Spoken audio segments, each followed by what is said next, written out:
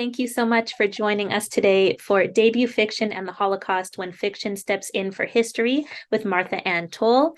I also want to thank our co-hosts for today's event, Congregation Or Zion in Phoenix. Just to tell you a little bit about our guest speaker today, Martha Ann Toll's debut novel, Three Muses, was shortlisted for the Gotham Book Prize and won the Petrichor Prize for finely crafted fiction. Toll writes fiction, essays, and book reviews and reads anything that's not nailed down. She brings a long career in social justice work to her work, covering authors of color and women writers as a critic and author interviewer at NPR Books, The Washington Post, Pointe Magazine, The Millions, and elsewhere. Toll serves on the board of directors of the Faulkner Foundation. Her second novel, Duet for One, will be published in early 2025. Hi, Martha. Thank you so much for being here. Hi, thank you, Alex, so much. I'm delighted to be here. A big thank you to Alex Kramer, who produced this show, and Rabbi Shmuley, who I'm sorry is not well today, but I want to thank all of you for making me feel welcome. And it's really a great honor and privilege to be able to speak to you folks at Valley Beit Midrash. The title of my talk is Debut Fiction and the Holocaust, When Fiction Steps In for History. I'm going to give you a little outline of what I plan to do today, and then we'll start in with the slides. The question for our talk today is, what makes a historical novel? My novel has a lot to do with the Holocaust, and that how we write the Holocaust is something that we could spend a lifetime discussing. Many others have done this or tried to do it. So I'm going to share a little bit of some of the totemic figures in the field and some of what my thinking was when I approached Three Muses. Ironically, when I was writing Three Muses, I had to make decisions about what would make the novel feel more real and more centered in history. And part of that was getting rid of some of the real historical facts. It's just ironic, but that's how it goes. Writing is my currency, and so in talking about the Holocaust, I want to touch on language and naming and how that affects my book, but also how it ties into our Jewish tradition. In between, I'm going to do two short readings from Three Muses, and then hopefully you'll have questions and we can have a discussion. To get us oriented, I wanted to read the publisher's description of Three Muses, and it will give you a brief sense, I hope, of what the novel is about. In post-World War II New York, John Curtin suffers lasting damage from having been forced to sing for the concentration camp commandant who murdered his family. John trains to be a psychiatrist after he makes it to America, struggling to wrest his life from his terror of music and of the past. Katya Simonova climbs the arduous path to prima ballerina of the New York State Ballet, becoming enmeshed in an abusive relationship with her choreographer, who makes Katya a star but also controls her life. When John receives a ticket to attend a ballet featuring Katya Simonova, a spell is cast. One of the ironies of my book process is that I didn't realize I had written a historical novel until I got published. During the 10 years that I was writing my book, I didn't really think about what genre I was writing. I think this is true for a lot of writers because our books cross genres, and I'm sure it's true for a lot of readers who don't necessarily stick to one genre in what they read. It's about the reader's pleasure in a book and not about the genre. But I understand that Three Muses is a historical novel. It takes place at a definite point in time, mostly in 1963, with backstory going back to the 1940s. It deals with historical events, the Holocaust, America before and after President Kennedy was assassinated, a ballerina whose ascendancy is particularly mid-20th century, enmeshed with a choreographer whose behavior is also mid-century. I thought I would start with the pillars of this field, Holocaust writers, and talk about briefly about three authors from three different countries who were survivors and chose fiction as their medium. And I find that really interesting. It's true that they wrote essays, but I think it's really interesting that the primary expression of the horrors of their experience were fiction. Primo Levi was Italian. He grew up in an assimilated family, and he was born in 1919. He was trained as a chemist, and he was working as a chemist, and he was fighting with the Italian partisans and arrested, I think, by Mussolini troops. And ironically, he saved his life by saying that he was Jewish, which caused him to be deported to Auschwitz.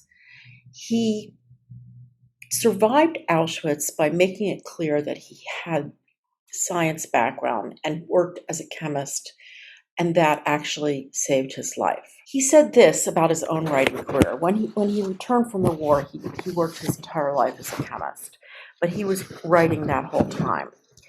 This is what he said: "After Auschwitz, I had an absolute need to write, not only as a moral duty, but as a psychological need."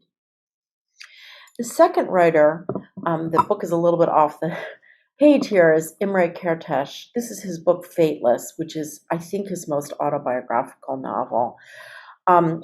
Imre Kertész he was Hungarian. He also grew up in a very sort of secular, non-observant family.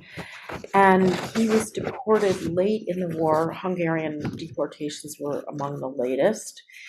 And he was 14 at the time he arrived at Auschwitz, and he said that he was 16 and that he had been a worker in Budapest. And again, that saved his life because he was sent to a work contingent rather than being murdered.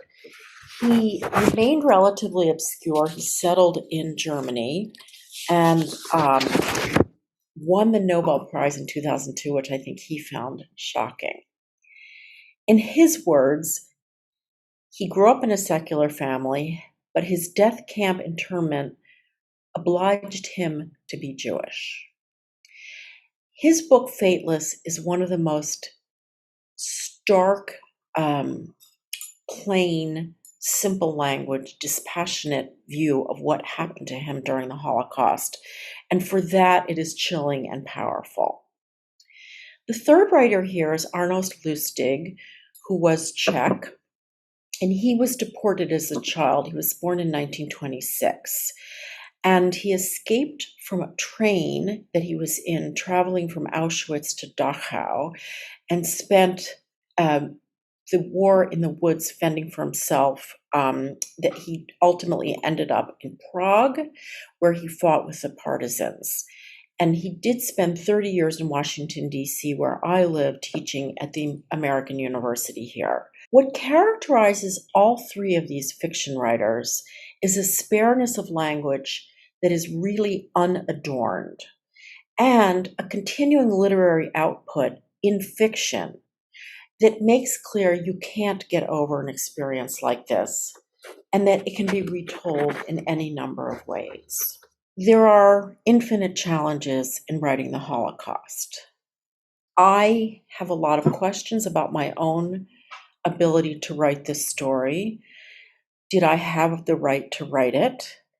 Is it possible to do it justice? What does respect mean for both the victims and the survivors?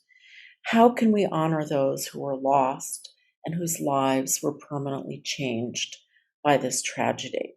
I think we all know that there are many millions of Holocausts. People have each person who was involved with it had extraordinary story. My feeling was all the statistics in the world cannot do the same justice to the Holocaust as one person's story. So that's what I did. I focused on John's story. This came from a lifetime of research. I grew up in a non-observant Jewish family in suburban Philadelphia, and in many ways, the Holocaust was my first introduction to Judaism. I always knew about it, and while I didn't receive much of a Jewish education, I did grow up in a very, very warm, extended Jewish family that was aware of their Judaism. My mother had a cousin from Mainz, Germany, who escaped Germany with their grandmother in 1938, but the rest of the family was murdered at Auschwitz. And this cousin, Ellen Boucher, whose papers are in the Holocaust Museum, for anybody who wants to look them up, wrote a beautiful memoir about her upbringing in Mainz, her childhood, that she wanted to share with her children and grandchildren. And I was lucky enough to be able to read it.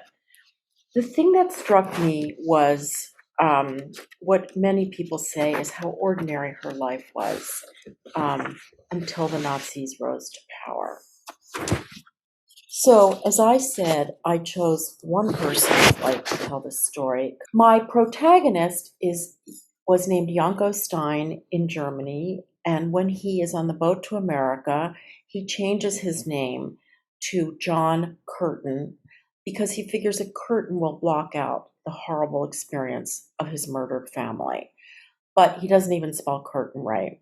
Most of my book does not take place in a concentration camp. There are very few scenes there. I'm going to read, just for atmospherics, the scene in which we see him deported with his mother and brother. The year is 1944. Muti jumped off the train holding little Max. She landed a meter away, her skin showing through the elbows of her coat, a remaining button hanging by a thread. In place of air, a smoky stench. In place of sound, shouting soldiers. The ground was scuffed with ice. Muti, Max, and Janko clustered with the women and children. Men were ordered into single file next to them.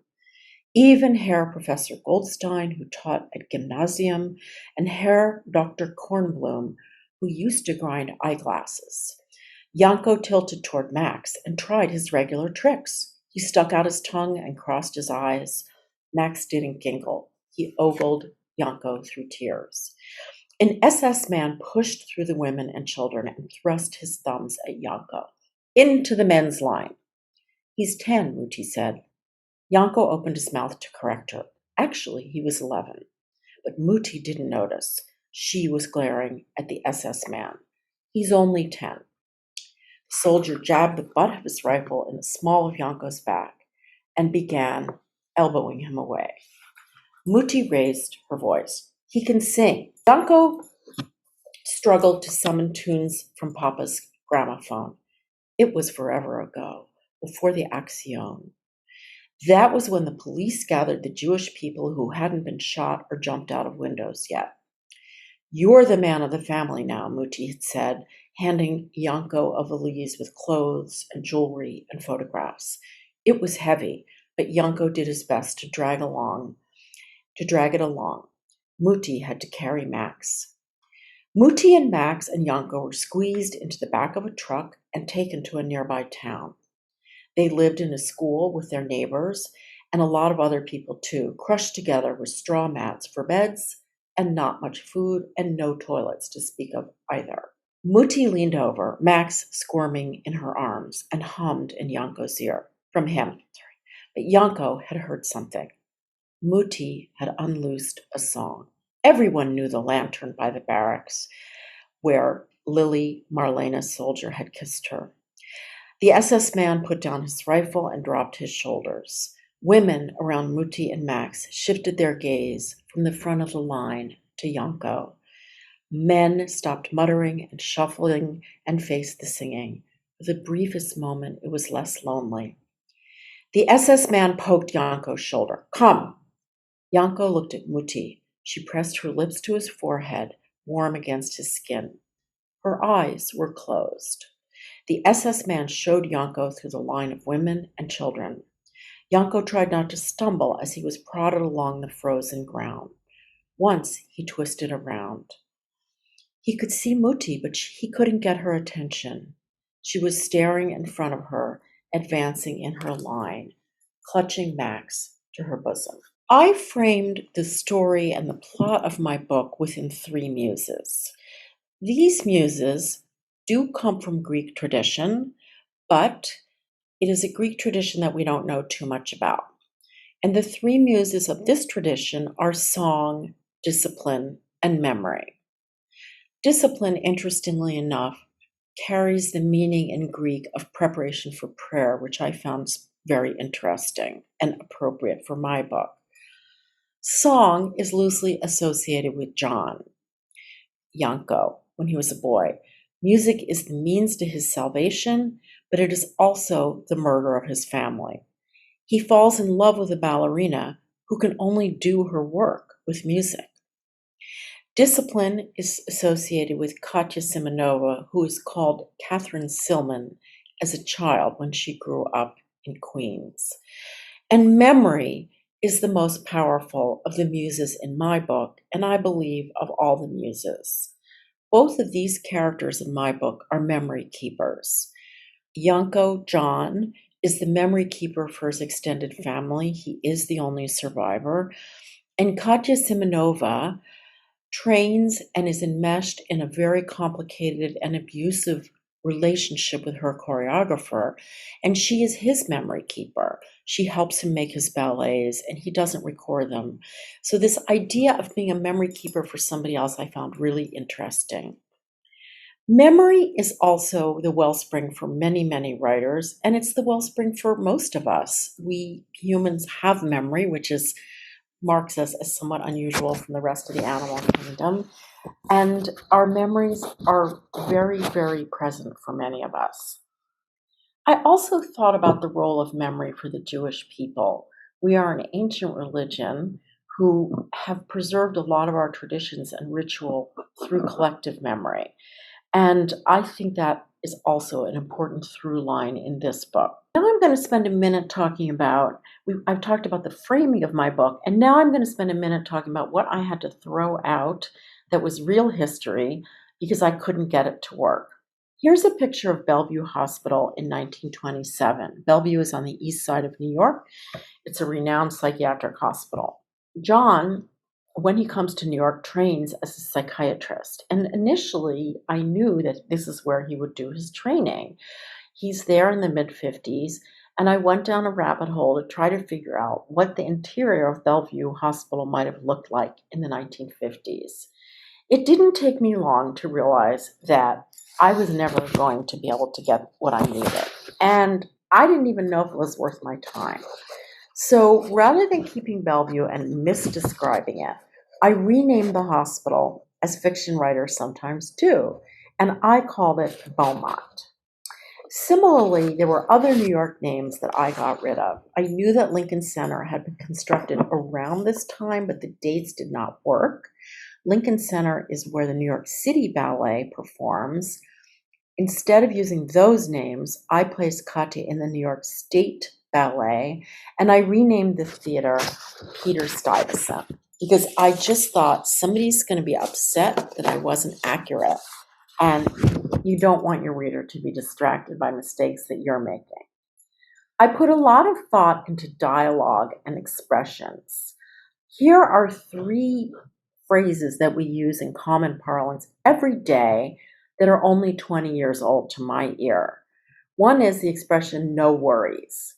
We used to say to each other, don't worry about it. Now we say no worries. Another is the bottom line. The bottom line is such and such, which was borrowed from business speak, and I'd say in the last 20 to 30 years. Another expression is, at the end of the day, such and such. These are not interesting expressions, but when writing dialogue in a historical novel, you have to have in your ears the language of the time. And in America, our vernacular changes extremely quickly. So I thought a lot about that when I was writing dialogue for the 1950s. Katya Simonova, as we've noted, is a professional ballerina. I spent probably 2 years centering the famous ballet Swan Lake at the center of my novel. I watched it a lot. I watched a lot of videos. I read a lot of stuff about it. And then one day I woke up and thought, I'm not going to learn enough about Swan Lake, and some ballerina is going to be reading my book and they're going to be horrified that I missed something, whatever. But a bigger consideration was Swan Lake really had nothing to do with my book. And I'm a writer who feels that every word and every sentence and every ballet should be in service to the story. I ended up writing my own ballets. How did I put dance on the page? Writing my own ballet choreography was necessary. I found ballet is the heart of Katya's life and a key to the story. I figured out a way to choreograph from scratch by spending time with Katya in my imagination in the rehearsal studio and summoning new pieces over which the two of us could take ownership. We had to break the pieces down into their component parts. She spent years of preparation in class, endless work in the rehearsal room, costumes, the lights, the music, and the fraught relationship with her choreographer, and the relationship between dancer and audience, which every dancer will talk about. When I finally realized I could do this, it came with more artistic freedom and obvious challenges. To choreograph my own ballets, I had to choose the music and costumes and the sense of the ballet, and titles especially. I realized that the titles could be an aid to advancing the plot and signaling to the reader where the reader was in the story. I could tie the ballets to the emotions of Katya dancing them and to John of watching her. Three specific titles are Space Race, which was meant to orient and ground the reader in the fact that this was taking place around the time of Sputnik. Another was called Veiled Road, which was meant to signal that neither Katya nor John knew quite where they were going. And one is called Charged Particles, which is a nod toward the fact that they were living in the new atomic age. I'm going to briefly read the first time we see Katya go on stage. It's at the beginning of the book, and she is actually dancing in a ballet called Three Muses. John is in the audience, and she senses it, but she doesn't know it. Lars, playing the old faun, stood with Katya, readying their entrance. Adjusting his horns, he whispered ballet's favorite good luck term. Merde, Muse of Discipline. Thanks, Lars. You too. Katya made a last adjustment to the ribbon on her right point shoe and felt the house, feverish with anticipation. Act 1 began. Katya leapt on stage, parting the dancers as if her luminous heat would grill them alive. To dance was to live, to till motion, to impart the joy that welled up every time she took to the stage, her body the vehicle for her art. The lights were blinding. As the music intensified, she skimmed the energy from the audience to breach another dimension. Transcending reason, she danced through raw emotion and spun toward a new center. She had an eerie sense that someone out there had understood her, that she had spoken directly and been heard, that her endless labors had been worth it, the blisters, the pain, the exhaustion, the interminable practice, to dance the music discipline, to feel what she felt. I want to spend some time about naming, which I think is very, very important in the Jewish tradition and also took on its own meaning in Three Muses. Yeah, I mentioned that Yanko Stein was my main character's name when he lived in Germany. And when he comes to this country, all he can think about is forgetting everything. But of course, he can't forget everything because nobody can. The word curtain, which is misspelt, is a signal that of what he wanted, but what he was unable to overcome as he comes to this country. And during the course of his psychiatric training, he has to come to terms and at least recognize some of the horrors that he's experienced. Catherine Silman has a different problem. She grew up in Queens. Her mother was killed in a car accident, and her aunt and her father decide as an only child that she would benefit by having ballet lessons because it would put structure in her life. And she really takes to it. She becomes very good at it, and she falls under the spell of her choreographer, who at age 17, as she's about to enter into the professional company, renames her Katya Simonova. This was a common practice with both American and British ballerinas during the 1950s and 60s. Katya Simonova is a big Russian name, and part of Katya's struggle is to grow into it. Is she an imposter? Does she deserve this name? What happens if she screws up? So they each have different names, and it's a parallel, but it's also not a parallel.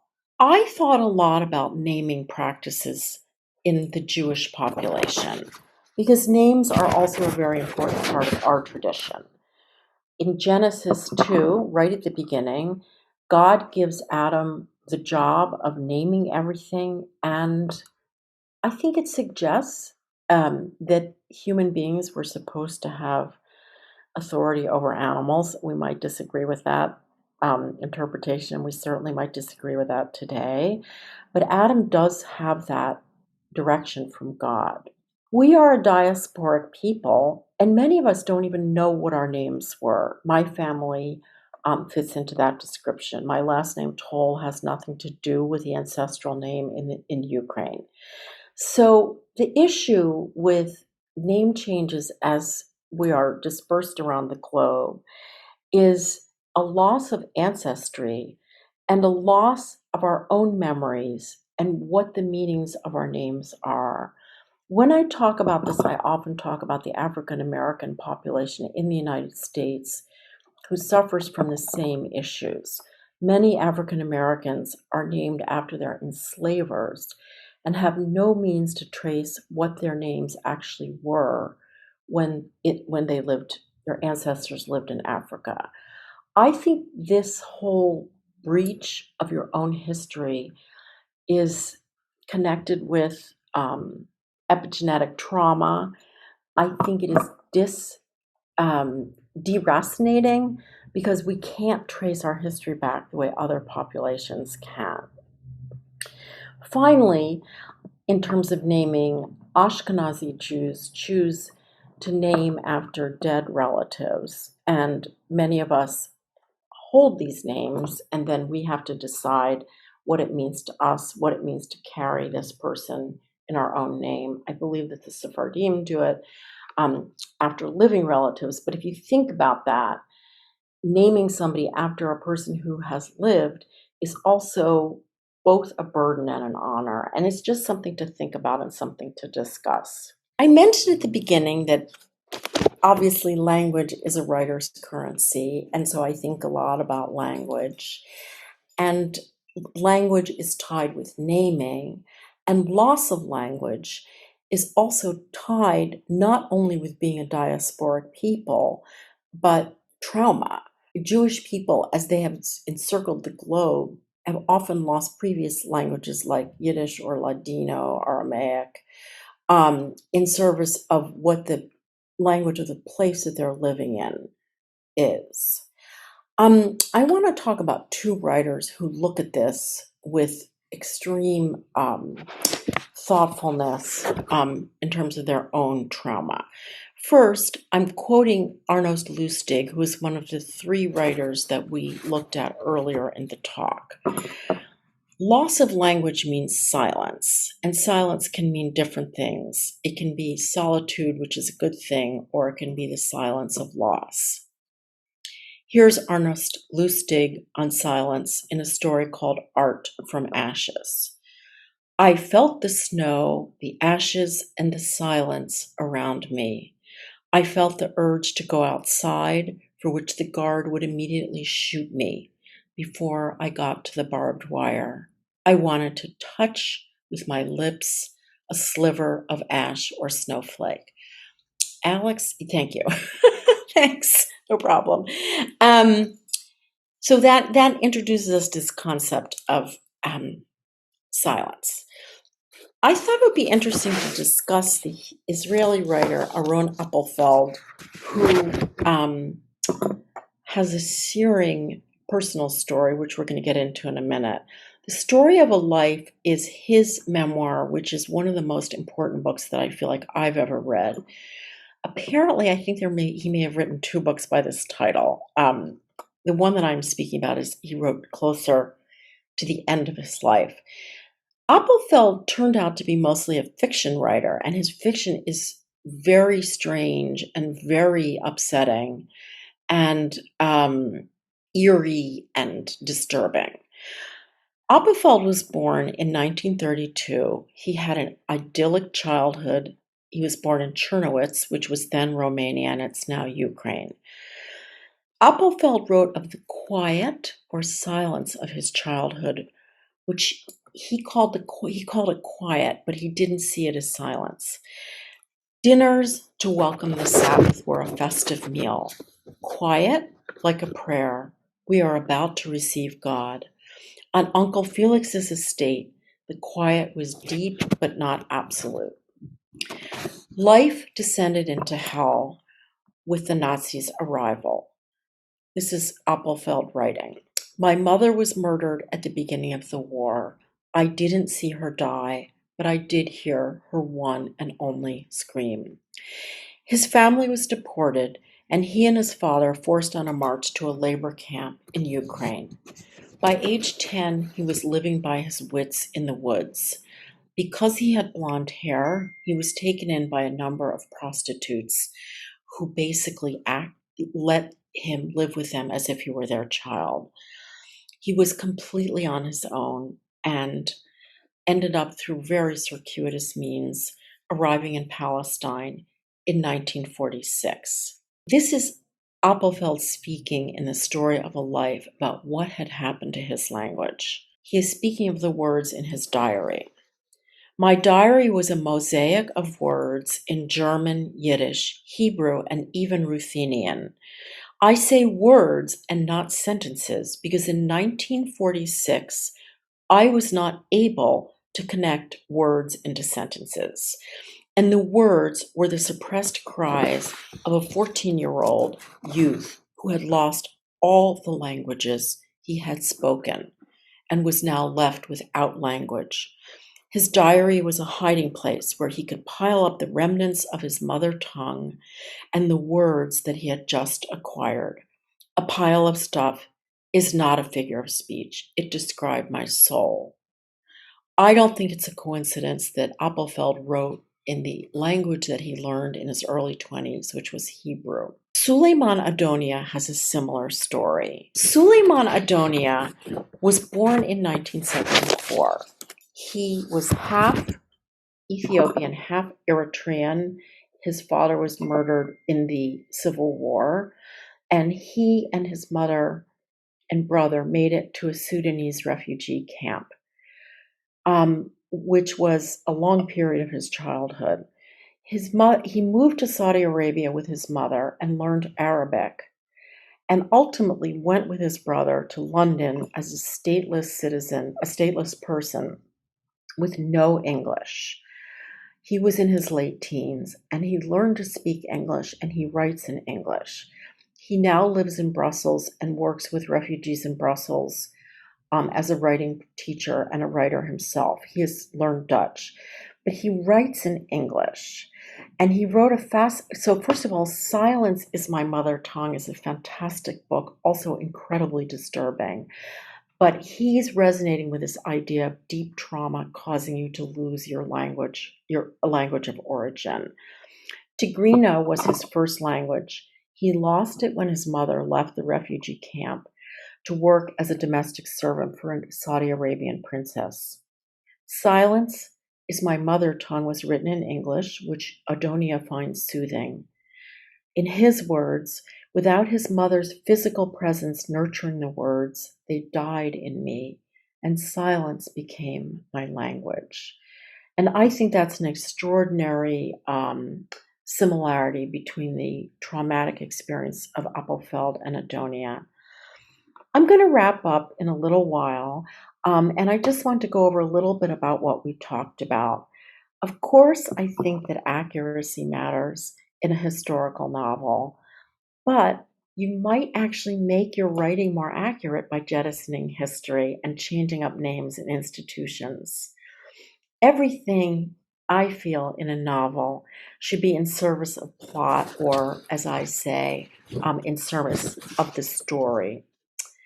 The Holocaust is too big a story for any of us to grasp. It certainly is for me. Sometimes silence is the only way to process trauma, which we've just discussed with both Appelfeld and Suleiman Adonia.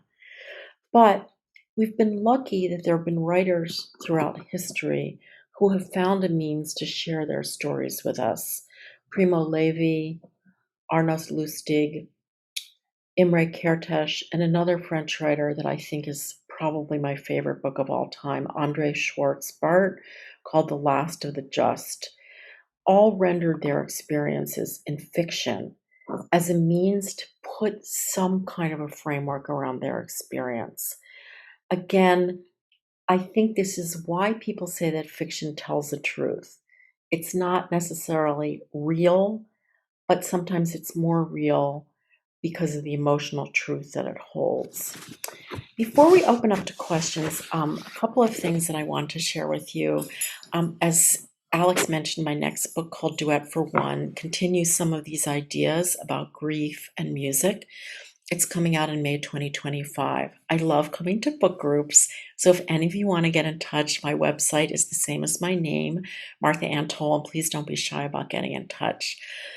And last of all, I really want to thank Alex and Eddie and Rabbi Shmuley and Beit Midrash and all of you for listening and coming today, and I would be delighted to answer any of your questions. Thank you so much, Martha. It was a pleasure to have you here. I'm going to put the link to your website in the chat for everyone.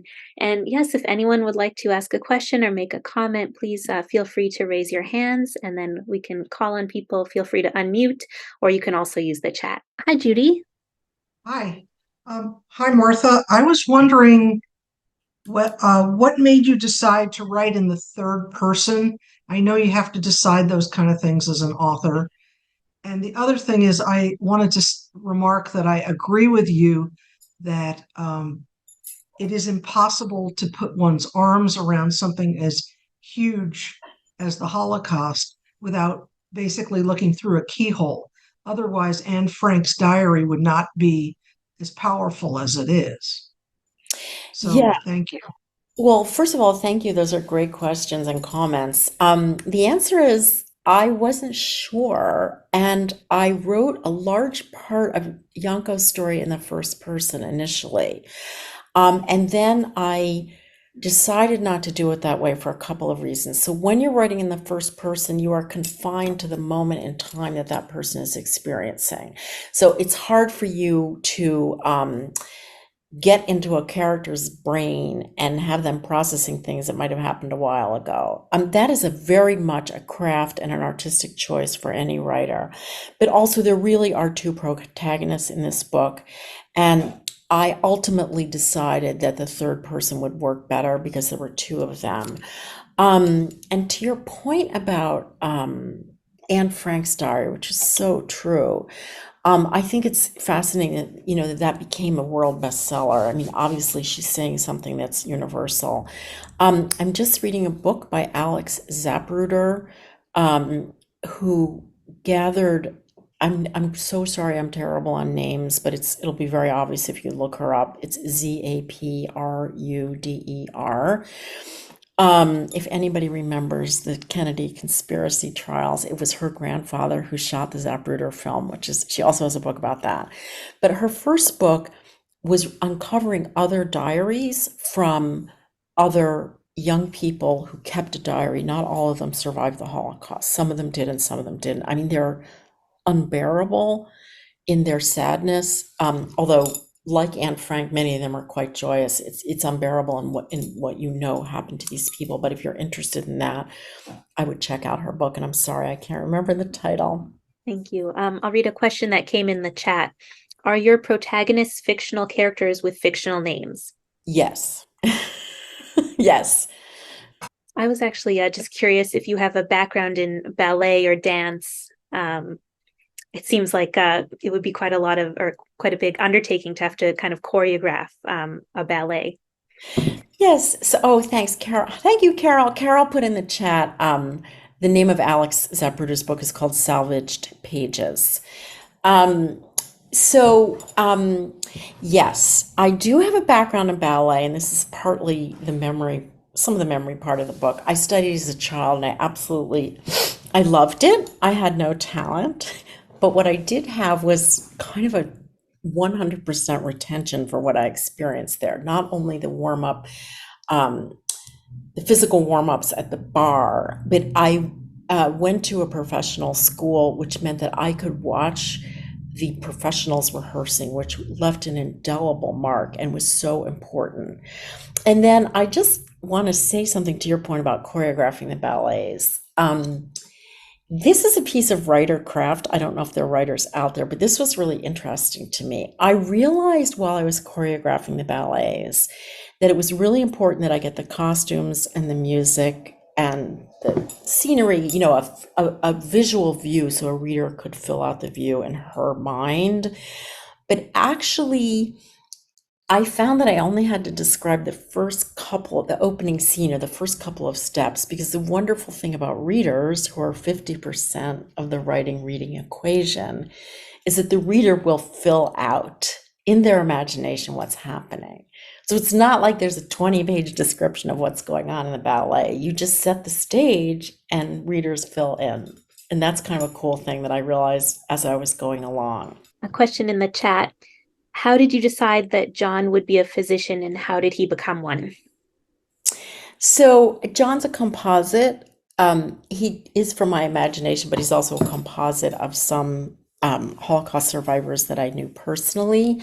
And so I had it early on that he should be a psychiatrist, partly because it does present a dilemma for him that he has to heal himself before he can heal anybody else.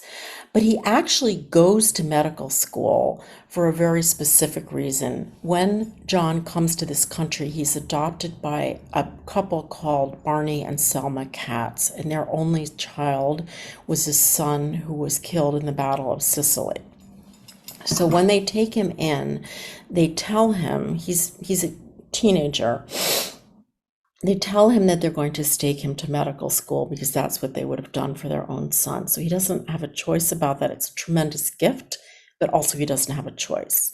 And he's at dinner with, I think it's a Seder, where the man sitting next to him, who's a neighbor, says, you should become a head shrinker because you've got enough psoriasis to sink a ship, basically, and you need to, this would be a good field for you to go into. So in fact, his becoming a psychiatrist within the binding of the book is completely random. Thank you. Another question in the chat. Oh, sorry.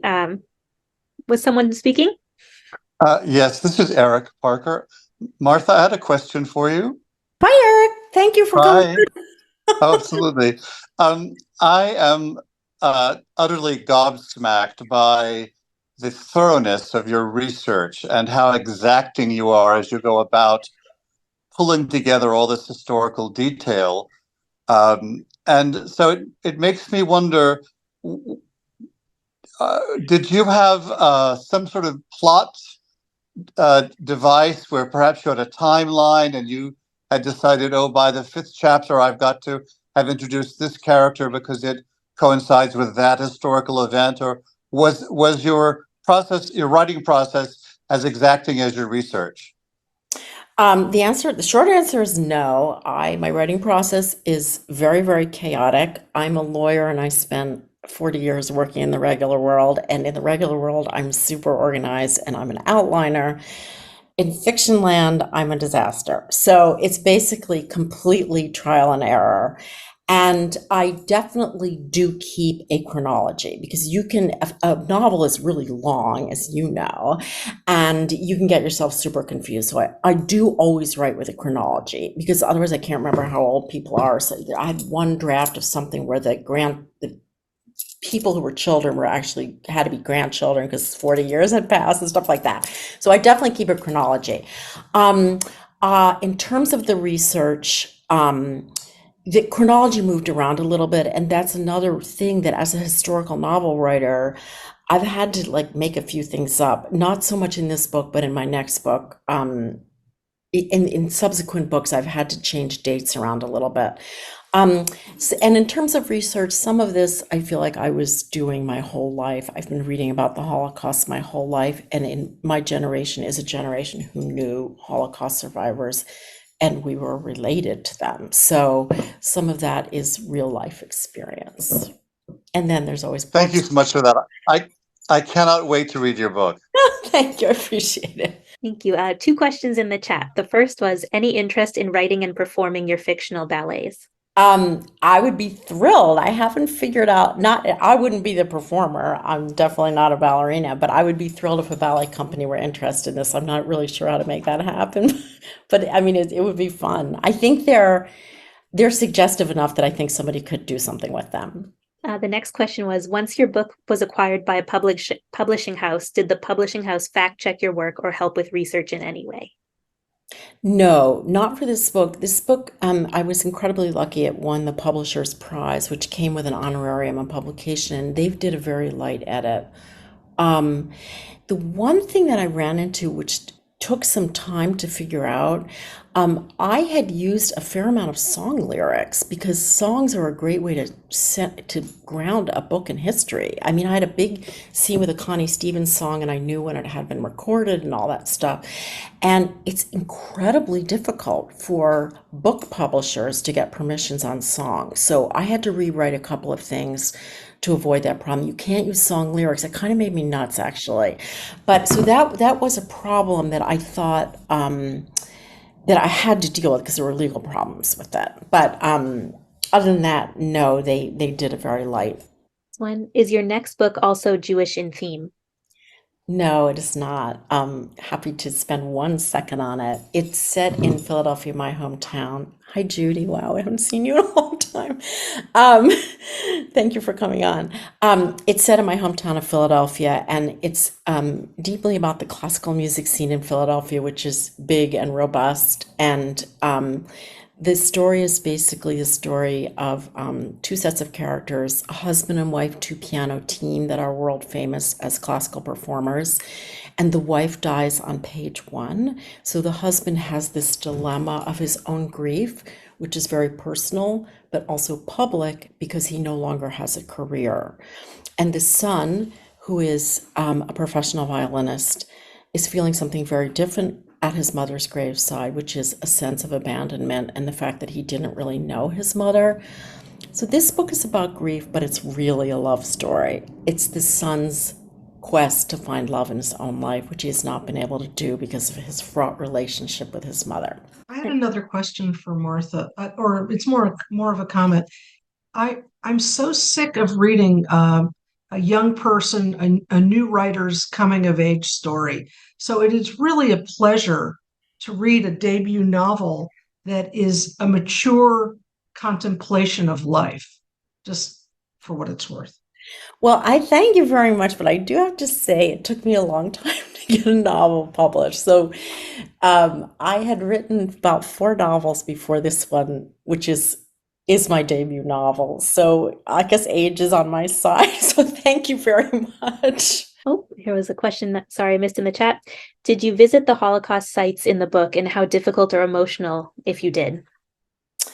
No, I have never been to any a concentration camp. I've been to museums and I've been to Holocaust memorials in several different places, but no, I have never done that. I have one.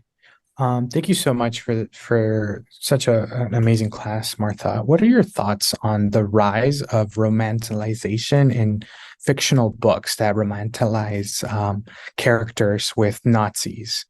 I'm interested to hear your thoughts on that. I find it really horrifying. I'm not in favor of banning books and I'm not in favor of censoring, but I think the idea of in any way romanticizing or belittling what happened is terrible. And one memory I have that was so disturbing.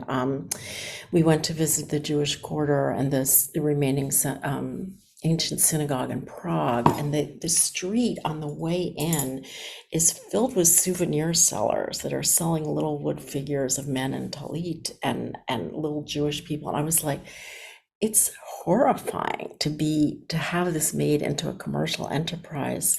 So I don't have a good answer for that because, and one of the things, to your point, Eddie, it's like you hear it in the publishing field that the Holocaust sells, and it's like I can't even get the words out because it makes me feel so sick. I think it's awful, and I don't know what the answer is except don't buy those books, really, or don't read them. Hi, I enjoyed your book very much. I found it very compelling. Thank you. And so thank you for being here. Can you you. tell me, do you have a routine for writing? I know many authors say I just park myself at my desk for 4 hours a day, even if I only write 2 sentences. Yes, I will say I had a much better routine before I went on book tour. So I try to write every day. I'm much more productive in the morning. I don't believe in inspiration, and that's probably the biggest thing I would say. I don't believe in waiting for the muse to arrive because that muse doesn't show up very often and possibly never. So I'm a big person, like tush in a chair and just sit in front of your computer screen. So I don't think, oh, I have no good ideas today, I'm not going to write. I definitely believe in a regular practice. My practice has been pretty upended in a very lovely way by being on book tour and doing talks because I don't have as much control over my schedule as I once had. But I do try to make sure I'm writing every day. And I guess the 2 other things I would say, one is writing begets writing. I'm also a book critic. And I believe that writing book reviews does keep your chops up. I mean, I don't think I have to be writing fiction every day. And the other thing that I think is really important for avoiding writer's block is if you're 1 sentence ahead, if you know 1 more sentence that you want to write before you turn off your computer or you put your pen away, then you're probably okay because 1 sentence usually begets other sentences. Well, yes, thank you so much for being here, Martha. It was a pleasure to hear more about your book and to watch your presentation. I just want to let everyone know about our next class, which will be on September 21st. That will be The Gifts of Imperfection, Brene Brown through a Kabbalah lens on September 21st at 1 p.m. Pacific with Melanie Gruenwald. So we hope you can all join us for that as well. And want to wish everyone a Shana Tova, a Happy New Year. And thank you again for being here. Thank you so much, and Shana Tova to everybody. Thank you very much.